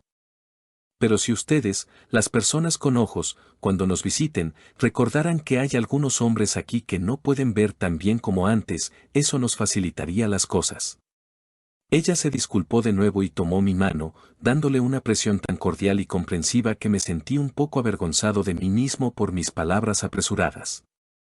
Mientras reanudaba mi caminata hacia el salón, una de las asistentes de vuelo me alcanzó y me preguntó qué había sucedido. Se lo dije y ella casi me dejó sin aliento al decirme que había estado burlándome de su graciosa majestad, la reina Alexandra. Esperaba que el jefe me denunciara por mis palabras, porque Sir Arthur estaba allí de pie y debió haberlas oído. Pero Sir Arthur tenía una manera de evitar causarles el más mínimo dolor a sus muchachos y sin duda sabía que cuando me diera cuenta de a quién le había hablado tan apresuradamente, mi disgusto sería castigo suficiente. Espero que la buena reina haya perdonado mi falta de cortesía y haya olvidado el incidente, algo que no es probable que yo haga. Capítulo 8. En tiempo de juego. No todo era trabajo en St. Dunstans. Se fomentaban y fomentaban los deportes en todos los sentidos, pero el remo y el tira y afloja eran, con diferencia, los más populares. El 60% de los hombres se dedicaba al remo, y había algunos remeros muy hábiles y potentes. Se celebraban 2 regatas al año. Las eliminatorias preliminares de cada regata se disputaban en el lago que desemboca en los terrenos de la casa, y las finales se celebraban en el río Támesis. Los remos individuales, los de 2 y los de 4 remos eran nuestros puntos fuertes. El bungalow produjo 2 hombres que no tenían superiores en el río, ni videntes ni ciegos. El sargento Barry, en su día campeón mundial de remo, entrenó al equipo durante las temporadas de 1917 y 1918. Los canadienses tuvieron tanto éxito que ahora hay varios premios de remo de St. Dunstans en Canadá. El equipo de tira y afloja, del que yo formaba parte, tuvo tanto éxito como los remeros. De hecho, solo perdimos un punto durante toda la temporada.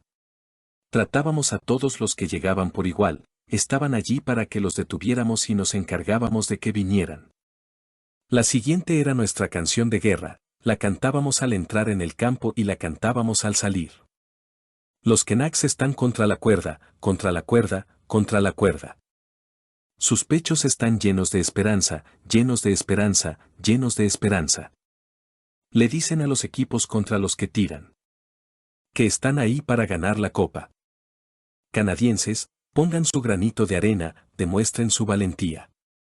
Recuéstate sobre la cuerda, con las piernas bien apoyadas, nunca te sientes. Haz que tu país cubierto de nieve se sienta orgulloso. De sus muchachos que están en la línea. Coro. Asume la tensión, asume la tensión. Primero un tirón, luego un tirón, y luego otro.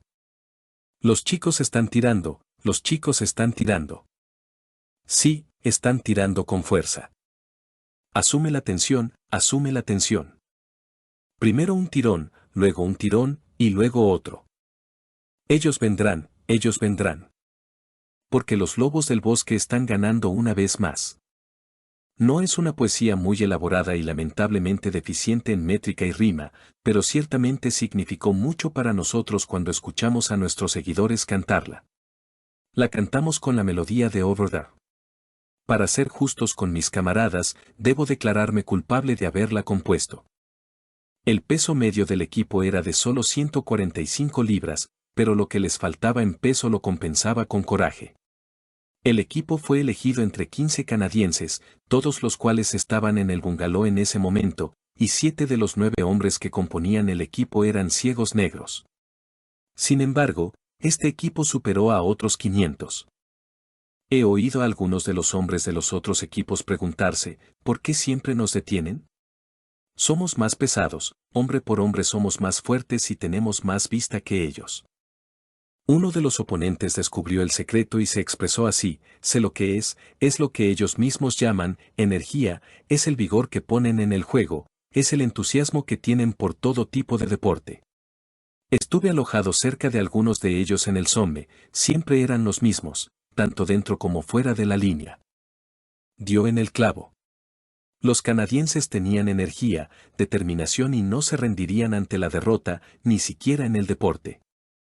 Mi mención de la falta de visión entre los hombres puede parecer superflua para aquellos que no han participado en un equipo de tira y afloja. La ventaja de la vista reside en el hecho de que un hombre, para aprovechar al máximo su fuerza, debe tirar en línea recta. Si algún miembro del equipo tira en ángulo, los que están detrás de él desperdician su propio tirón y minimizan el suyo. Para tener éxito, todos deben tirar juntos y la cuerda debe mantenerse recta y tensa. Las representaciones teatrales contribuyeron mucho a añadir placer a nuestras vidas. No solo disfrutamos de las de actores externos, sino que también montamos varias obras y los muchachos interpretaron bien sus papeles y no había casi nadie que apuntara. Los videntes no entienden cómo un drama, una comedia o un sketch pueden ser disfrutados por los ciegos. Pero la palabra hablada actúa sobre el ojo interior, y todo el escenario se revela al cerebro con tanta nitidez como si lo llevara allí la vista. Una de las cosas que más molestan a una persona ciega es que un amigo vidente se siente a su lado en una obra de teatro y le describa el vestuario y la escenografía. Los ciegos no necesitan esas ayudas. La principal de nuestras fuentes de diversión era la banda de ragtime, que contribuía mucho a animar nuestras horas de ocio. Cualquiera que haya tenido la suerte de escuchar a esta banda ha tenido un placer poco común. Estaba compuesta en su totalidad por hombres que habían perdido la vista, pero esta pérdida de la vista no había disminuido su amor por la música ni su capacidad de expresión musical, como pueden atestiguar muchos de los chicos que estaban hospitalizados en Londres. Cantantes de clase alta, grupos de teatro, de hecho, todos los principales actores de teatro y muchos otros de menor importancia, rindieron su homenaje a los chicos entreteniéndolos con canciones y parodias, pero ninguna actuación tuvo la misma popularidad que el ragtime que interpretaban los chicos ciegos. Y lo notable de la banda es que es dudoso que alguno de sus miembros hubiera tocado alguna vez, antes de ir a St. Dunstan's, un instrumento más elaborado que una arpa judía o una armónica. El baterista, que tocaba el bombo, los platillos, el bloque chino, la trompa motorizada, el triángulo y las palmas, era un niño que había perdido ambos ojos. Tengo vívidos recuerdos de la celebración en St. Dunstan's el día del armisticio, el 11 de noviembre de 1918. Ese día la banda se destacó y tocó como si eso significara que su música debería escucharse en Alemania. Esta ocasión es una que vivirá por mucho tiempo en la memoria de aquellos de nosotros que estábamos en St. Dunstan's cuando se firmó el trozo de papel que virtualmente puso fin a la guerra. Nuestra banda de ragtime realmente cobró importancia. Pregúntenle a Londres. Ella les dirá que nunca hubo una banda más popular en la ciudad. Los estudiantes de St. Dunstan's desfilaron por las calles de la gran metrópolis con sus galas completas. Como paso inicial para nuestro desfile, nos las arreglamos de alguna manera para conseguir un viejo camión de bomberos en desuso, y la banda se amontonó sobre él. El batallón de Sir Arthur se alineó de 4 en 4 y nos siguió. Por las calles más concurridas de la ciudad marchamos, al principio con unos 250 hombres en el desfile. Pero antes de que hubiésemos terminado, nos extendimos por más de un cuarto de milla. Una procesión de municiones nos salió al encuentro y, cuando descubrieron quiénes éramos, inmediatamente se unieron a nuestra pequeña línea.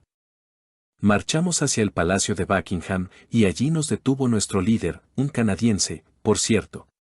Parece que se había corrido la voz a sus majestades de que los hombres de St. Dunstan's estaban afuera. En cualquier caso, ambos salieron y dudo que su majestad haya recibido jamás un saludo como el que le hicieron ese día.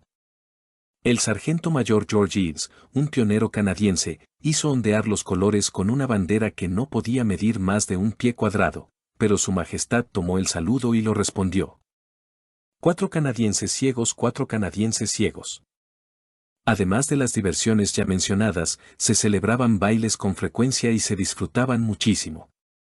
Luego, como ya he dicho, se practicaba remo, y el lago Regent's Park recibía constantemente la visita de muchachos ciegos y sus amigos para disfrutar de este deporte. Incluso teníamos una tripulación canadiense con 4 remos, todos ciegos, y mientras se deslizaban por el lago remando al mismo tiempo, a un observador le resultaría difícil detectar que no veían. Capítulo 9. Memorias del frente de combate. Durante mis primeros días en St. Dunstan's, me incliné a cavilar un poco y el pasado estaba constantemente presente en mi mente, pero gradualmente, bajo la ocupación, el pasado se volvió sombrío y el futuro fue para mí la única realidad. Incluso las escenas por las que había pasado en los meses que estuve en el frente adquirieron la apariencia de un sueño, a veces una pesadilla, pero me parecía que no era yo, el estudiante de St. Dunstan's, quien había soportado el frío, la humedad y las marchas forzadas, quien había sentido el impacto de los proyectiles de alto poder explosivo. La amenaza punzante de las balas de ametralladora y fusil, quien había participado en cargas salvajes desde lo alto, sino algún otro ser. Sin embargo, en la quietud de la noche, un incidente que había experimentado, una escena que había presenciado, volvía constantemente a mi mente con una viveza que hacía que la guerra mundial y mi humilde participación en ella fueran una dura realidad para mí. El asunto en cuestión ocurrió el 19 de abril de 1917. 10 días antes, el lunes de Pascua, un día de letras rojas para los canadienses, pero un día negro como la noche para los alemanes, las tropas del dominio, en un rápido movimiento de avance, habían barrido al enemigo de posiciones que había considerado inexpugnables a lo largo de la cresta de Vimy. Durante los días siguientes, nos revolcamos en el barro, ganando un pueblo aquí, una trinchera allá y expulsándolo de las colinas y los refugios forestales. Durante todo el tiempo esperábamos que regresara con fuerza para hacer un poderoso esfuerzo por recuperar el territorio que había mantenido durante más de 2 años contra los británicos y los franceses. Al parecer, había demostrado su derecho a él y, desde el 15 de septiembre de 1916, había estado descansando a sus anchas en sus refugios subterráneos y sus amplias cavernas. En la noche del 19, el batallón al que yo pertenecía acababa de terminar un periodo de servicio en el frente. Nos iba a relevar otro batallón de la tercera división del cuerpo canadiense. Solo había una carretera que en aquel momento se consideraba una obra maestra de la construcción de carreteras. Se habían asignado 3 días para su construcción. Los ingenieros imperiales afirmaron que la tarea era imposible, pero el cuartel general dijo que había que hacerla y se asignó el trabajo a los ingenieros canadienses. Para su mérito, se terminó en el tiempo estipulado. Para retirarnos del lado de la cresta que daba a la posición alemana, era necesario tomar ese camino y, como la cima estaba bajo un fuego de artillería casi continuo, para mayor seguridad nos enviaron a través de secciones de 10 hombres a la vez. Todo ese territorio había estado en manos de Fritzsche y lo conocía al dedillo. El camino era un punto vital y se arrojaron más proyectiles sobre él que sobre cualquier otro lugar de la misma zona en el frente occidental. En la cima, a unos 200 metros de distancia, se encontraba el pueblo en ruinas de Telus. Una vez allí, estaríamos relativamente a salvo. Yo estaba en la última sección de mi pelotón y, al llegar a la cima, me detuve para mirar a mi alrededor y contemplar la escena que se presentaba. Era horrible, gloriosa, magnífica, era la guerra. El centro de la carretera estaba bastante despejado, pero en los bordes todo era caos. La noche era maravillosa, la luna brillaba en todo su esplendor y pálidas estrellas titilaban en el cielo. A la brillante luz de la luna podía ver a mi alrededor hombres muertos y heridos, hombres heridos que seguramente irían al oeste, porque, una vez abajo, la posibilidad de escapar de ese agujero infernal era escasa. Aquí y allá había grandes carros WD, carros GS, mulas de munición que transportaban obuses de 6 pulgadas y el equipo más pequeño de 18 libras, de hecho, todo lo que estuviera relacionado de alguna manera con el siniestro asunto que se estaba llevando a cabo. Aquí y allá, también, a través de este caos de guerra, partidas de raciones se abrían paso hacia y desde las trincheras de la línea del frente.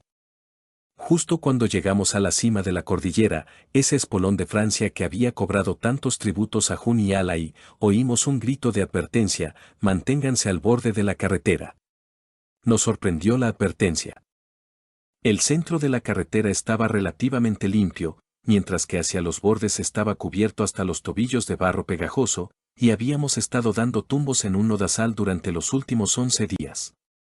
Pero pronto supimos la razón, porque mientras dudábamos, apareció una batería de cañones a todo galope, grandes obuses, además. Los conductores gritaban, los caballos se lanzaban y tiraban de sus correas, los cañones saltaban y traqueteaban dentro y fuera de los agujeros de los proyectiles que agujereaban la carretera, a veces parecían estar en equilibrio sobre una sola rueda. Fue una vista emocionante, como las que se presentan a los ojos de un hombre solo una vez en la vida. Nos cautivó a todos. El pobre sargento Harry Bast, nuestro sargento de pelotón, que estaba cerca de mí, alivió la tensión exclamando: escucha eso, Jem. Nunca volverás a ver algo así, ni siquiera aunque te quedaras aquí 50 años. Si un pintor plasmara esa imagen en un lienzo, se reirían de él como de un soñador. Dije: pobre sargento Best.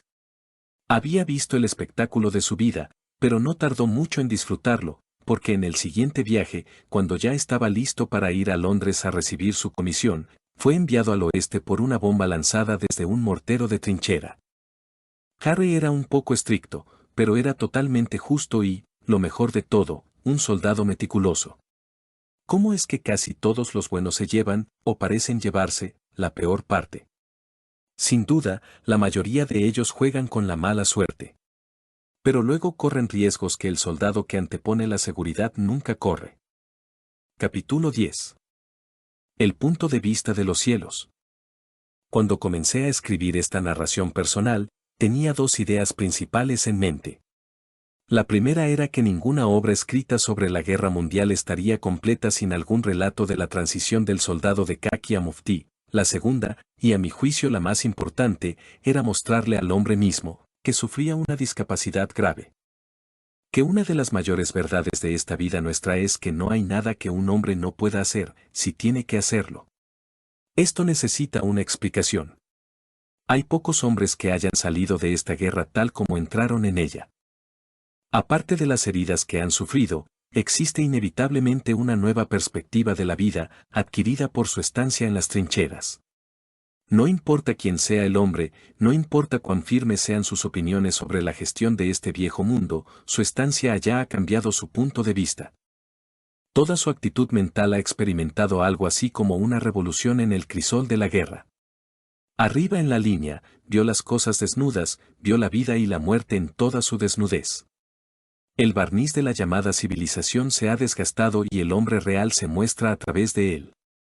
Por eso, en mi opinión, las amistades que se forjan entre la sangre, el barro, el hambre y la mugre de las trincheras son amistades que perdurarán durante toda la vida. Es allí donde el hombre se encuentra con el hombre y lo admira. He conocido a hombres en las trincheras a quienes, si los hubiera conocido en la vida cotidiana, no les habría prestado atención. Cuando llegaron al frente por primera vez, se los conocía como mariquitas, pero no por mucho tiempo. En su mayoría, adquirieron rápidamente ese carácter y ese porte que son la regla de las trincheras. Hubo excepciones, por supuesto, pero no muchas. Mientras escribo, me viene a la mente un pequeño incidente que ocurrió en un refugio subterráneo en una trinchera conocida por la 9ª Brigada como Mill Street. Quienes estuvieron allí en ese momento lo recordarán por el hecho de que el cuerpo de un soldado francés yacía medio enterrado bajo el parapeto de una de las entradas. Al pobre Frenchy se le veía todo el costado derecho desde el pie hasta la cintura. El día del que escribo había sido bastante caluroso. Un grupo de trabajadores había estado reparando un escalón de tiro y recubriendo la trinchera. Un mariquita bajó las escaleras del refugio, secándose la frente con un pañuelo. Imagínense a cualquiera que lleve un pañuelo en el frente. Uno tenía suficientes cosas esenciales para llevar sin tener que cargar con un artículo tan femenino. Otro de los muchachos estaba sentado escribiendo una carta con su manta debajo, en el barro. El afeminado soltó: «Dios mío. Estoy sudando profusamente». El chico que escribía la carta levantó la vista y respondió sarcásticamente: «No sudaría como si fuera más apropiado». Más adelante en mi carrera militar tuve una charla con el comandante de la compañía a la que pertenecía el mariquita, y él comentó casualmente que el muchacho había resultado ser uno de los muchachos más confiables y valientes del batallón. Desde entonces me he preguntado a menudo si ese pequeño comentario sudaba como el demonio no le había ayudado a animarse y adaptarse a su entorno general. Desde que soy ciego, dos cosas se han grabado profundamente en mi mente. La primera es que ninguna persona con vista puede, ni podrá jamás, ver desde el punto de vista de un ciego. La segunda, que nadie que pueda ver puede jamás entender o evaluar las capacidades o limitaciones de un ciego. Cuando hablo de un ciego en este bosquejo, me refiero, por supuesto, a aquellos que han sido privados repentinamente de la vista. Del hombre que nació ciego o que se quedó ciego a temprana edad no pretendo saber nada. Pero el punto de vista del ciego es, en la mayoría de los casos, diferente del vidente. Me refiero a la cuestión de ganarse la vida y de independizarse de la caridad. El hombre que ha quedado ciego en la batalla ha visto la vida y la muerte, en realidad despojada de todos sus adornos y florituras. Su mente y su punto de vista se han ampliado y ensanchado por su vida en el ejército, pero ve la vida desde un ángulo que está negado al vidente. Para que un hombre pueda ganarse la vida, hay que tratarlo bien. No hay que mimarlo, pues eso sería convertirlo en una carga para sí mismo y para sus amigos. No hay que hacerle sentir que es un objeto que hay que poner en un rincón donde no puede hacerse daño a sí mismo ni a los demás. No se debe tratar a los ciegos en grupo, sino que hay que tratarlos individualmente. Cada caso es único. El tacto, y mucho tacto, la paciencia y la perseverancia son elementos esenciales para convertir a un hombre que ha perdido la vista en lo que desea ser, un ser capaz de ganarse la vida y producir resultados en el mundo industrial. Para alcanzar este fin, se necesitan dos cosas: confianza e independencia. Una vez que las haya aprendido, habrá ganado la mitad de su batalla, una batalla dura, de la que solo él se dará cuenta. Por mi parte, mis 2 primeros meses de ceguera, al menos, fueron un infierno con H mayúscula. Permítanme ilustrar lo que quiero decir con confianza e independencia. Mientras estuve en St. Dunstans, por una razón u otra, me dieron la tarea en varias ocasiones de encontrarme con hombres que estaban sintiendo más de lo que se creía necesario la oscuridad que los envolvía. Si un hombre llegaba sintiendo que no había nada en la vida para él ahora que estaba ciego, me encomendaban la tarea de animarlo y mostrarle, si podía, y tengo la satisfacción de saber que no fallé a menudo, que este viejo mundo no era un lugar tan malo, incluso si a uno le apagaban las luces. Un caso se destaca por su importancia, y cuando miro hacia atrás y veo los resultados de mi trabajo después de que han pasado 12 meses, no lo hago sin una medida de orgullo. Un sábado por la tarde, un joven canadiense llegó al bungalow. El ayudante y la directora hablaron con él e hicieron todo lo posible por animarlo. Fracasaron estrepitosamente, ya que el chico se sentía demasiado perdido, simplemente no intentaba ver el lado bueno de la vida. Entonces alguien sugirió que lo llevaran a Rowley. Cuando nos encontramos, comencé nuestra conversación diciendo, bueno, chico, ¿cómo van las cosas? Él respondió bruscamente, por el amor de Dios, otro predicador. Fue un poco vacilante, pero yo había pasado por todo eso y entendía perfectamente los sentimientos del chico. En la oscuridad que sellaba sus ojos, se vio obligado a caminar a tientas, tropezando, generalmente con la ayuda de un guía. Todavía no había adquirido confianza en sus propias fuerzas. Inmediatamente decidí inspirarle esa confianza. Durante los primeros días de mi estancia en St. Dunstans, sentí durante un tiempo que nunca más podría salir al mundo sin un paso vacilante y con el horror de lo que pudiera suceder. La dirección de la institución había construido un elaborado sistema de senderos de grava, a lo largo de los cuales había estacas de madera que impedían que los estudiantes se extraviaran. Un montículo en estas estacas indicaba que había un giro, una tabla servía para advertir que nos acercábamos a una escalera o a una pendiente pronunciada. En los talleres y en todos los edificios, tiras de alfombra servían de guía para los pies. Pero hacía falta tiempo para adquirir confianza incluso con estas ayudas, luego se limitaron a los edificios y los terrenos. La confianza solo llegaba cuando uno era capaz de abrirse camino solo por las calles concurridas. Poco después de entrar en St. Dunstans, decidí aventurarme solo. Un guía me acompañó en mi viaje de ida, pero lo despedí y decidí encontrar el camino de vuelta sin ayuda. Me mantuve cautelosamente fuera del camino, usando mi bastón como guía, pero no había calculado que me encontraría con postes que obstruían el paso. Choqué contra uno, pero no me acobardé y seguí adelante. Estaba a punto de probar la dureza de otro con la cabeza cuando un alma compasiva me agarró del brazo y me salvó justo a tiempo. Le pedí que me indicara el muro que bordeaba el camino. Así lo hizo, pero no había tenido en cuenta el hecho de que había tiendas con productos expuestos frente a ellas. Me di cuenta de ello al chocar contra un puesto de frutas de construcción algo endeble. En ese momento, una motocicleta a unos pocos pies de distancia hizo un petardo con saña. Sonó como la explosión de un proyectil. Vinny y sus horrores volvieron al instante, e involuntariamente me agaché para ponerme a salvo, o, mejor dicho, me desparramé hacia adelante cuán largo era. El puesto de frutas se vino abajo y allí me quedé tendido entre manzanas, naranjas y plátanos. Unas manos bondadosas me ayudaron a ponerme de pie y me pusieron en camino. Mi primera experiencia de caminar solo había sido dura, y por un tiempo me sentí derrotado y tenía una actitud muy parecida a la de este muchacho hacia el futuro. Pero mis experiencias lo ayudarían.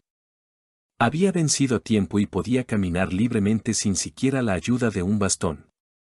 No le dejaría saber que era ciego negro, pero lo llevaría conmigo y le mostraría lo que los ciegos pueden hacer sin ayuda si tan solo pusieran en juego sus poderes latentes. Charlamos un rato sobre la guerra y la perspectiva de su regreso a Canadá y a sus amigos. Poco a poco se fue tranquilizando y me ganó confianza. Pero seguía sumido en el abismo y no dejaba de mencionar su deplorable suerte. Dijo que ya no había nada en este mundo para él y añadió patéticamente, solo tengo 20 años, no he visto prácticamente nada y, como tengo los dos ojos fuera de combate, nunca podré disfrutar de la vida y de la naturaleza. Ojalá hubiera tenido todo en lugar de la mitad, me habría ido mucho mejor. Ahora bien, Hay un método infalible para caerle bien a cualquiera que haya pasado algún tiempo en Gran Bretaña, y es sugerirle que tomemos un té. Así que le pregunté si no quería una taza y un poco de pastel. Conocía, le dije, un bonito salón de té donde podríamos tomar una buena taza. Sí, respondió, me gustaría tomar algo, pero ¿quién me llevaría a su salón de té? Ven conmigo, dije. Seré tu piloto. Así que salimos del bungalow y bajamos por las vías que rodean el Outer Circle, atravesamos Clarence Gate, bajamos por Upper Baker Street, pasamos por el metro y cruzamos la calle hasta Yandles. Bueno, tomamos el té, y la compañía y los refrescos parecieron animar al muchacho. De todos modos, empezó a hablar de cosas que le dijeron que podría aprender en St. Dunstan's, y aproveché la oportunidad para decirle, bueno, las cosas no están tan mal como parecían al principio, ¿eh? Ya ves que llegamos hasta aquí bien. Esto fue en respuesta a su dicho de que uno siempre se vería obligado a depender de un guía en sus divagaciones. Sí, respondió, hemos llegado bien, pero ya se ve algo. Es fácil para vosotros hablar de cómo desplazaros solos cuando podéis ver, aunque sea de forma borrosa, pero recordad que tengo los dos ojos abiertos. Esto era por lo que había estado trabajando y esperando toda la tarde. Quería que él pensara que podía verlo, mi turno llegaría tarde o temprano, y mi respuesta lo haría animarse si algo podía hacerlo. Muchacho, dije con cierto regocijo, soy tan ciego como tú. Tengo un ojo, es cierto, pero está tuerto, Finis, igual que el tuyo. ¿De verdad quieres decir eso, Jem? Preguntó. Por supuesto que sí, y tú acabas de caer en el pozo de osos que tenía preparado para ti. Bueno, déjame decirte, dijo con firme determinación, si tú has hecho esto, aquí hay otro chico que puede hacer lo mismo. Ese muchacho regresó a Canadá con un conocimiento completo de la cría de aves de corral y la producción de huevos, la fabricación de cestas, la carpintería básica y todo tipo de trabajos con cuerdas, como el tejido de hamacas y redes. Se convirtió en uno de los estudiantes más brillantes y felices de St. Dunstan's y, por cierto, debo mencionar que ese mismo muchacho, que se sentía deprimido y derrotado para siempre, se convirtió en uno de los mejores bailarines que jamás haya puesto un pie en una zapatilla. Fabricación de cestas, fabricación de cestas. Otro muchacho, un australiano, esta vez, quería pasar por encima de la casa. Yo fui su piloto y, mientras volvíamos al bungalow, me preguntó cuánto podía ver. Le dije que nada. Me respondió, oye, dije, he estado arriesgándome, ¿no? Pero te diré esto, la próxima vez que quiera venir aquí, encontraré el camino por mí mismo. Lo único que necesitaban esos muchachos era darse cuenta de que otros discapacitados como ellos podían trabajar y moverse por iniciativa propia, y que ellos no tardarían en seguir su ejemplo. La confianza es contagiosa, se transmite de un individuo a otro. Por encima de todo, es la base absoluta del éxito en un hombre que no ve. O, en parte, en cualquier hombre. He dicho lo suficiente para demostrar que el hombre al que de repente se le cierra el mundo exterior todavía es capaz de seguir adelante. Por mi parte, he regresado a Canadá y estoy ocupado en un empleo útil, trabajando entre compañeros en una situación similar a la mía. Hace 3 años, si alguien me hubiera dicho que un ciego podía ser taquígrafo, me habría reído de la idea. Pero ahora soy capaz de tomar dictados en taquigrafía Braille a una velocidad de 120 palabras por minuto y luego transcribir mis notas en cualquier máquina de escribir del mercado con la misma rapidez que un mecanógrafo normal y vidente. Y nunca había utilizado una máquina de escribir antes de convertirme en estudiante en St. Dunstan's. Como dije, he vuelto a Canadá y no me gano la vida con caridad. Lo que soy se lo debo a St. Dunstan's, y mientras trabajo aquí mi corazón siempre vuelve a mi querida y vieja Inglaterra. Siento por St. Dunstan's, y también por todos los muchachos que han pasado por sus salones, lo mismo que siente un hombre adulto por el lugar de su nacimiento. Ella es mi hogar. Nací de nuevo y me crié en una nueva edad adulta, ella me guió desde la oscuridad estigia a la luz mental y espiritual, y mi corazón se vuelve anhelante hacia ella. A veces, la separación de la atmósfera agradable de este paraíso de los ciegos, del contacto con la presencia dominante y bondadosa de Sir Arthur Pearson y sus nobles ayudantes, pesa mucho sobre mi espíritu. Pero hay trabajo que hacer aquí en Canadá y, de manera humilde, puedo continuar el buen trabajo que se hace en St. Dunstan's, si no de manera militante, al menos con el ejemplo, ocupando mi lugar entre los productores, trabajando a diario con las manos y el cerebro. Fin.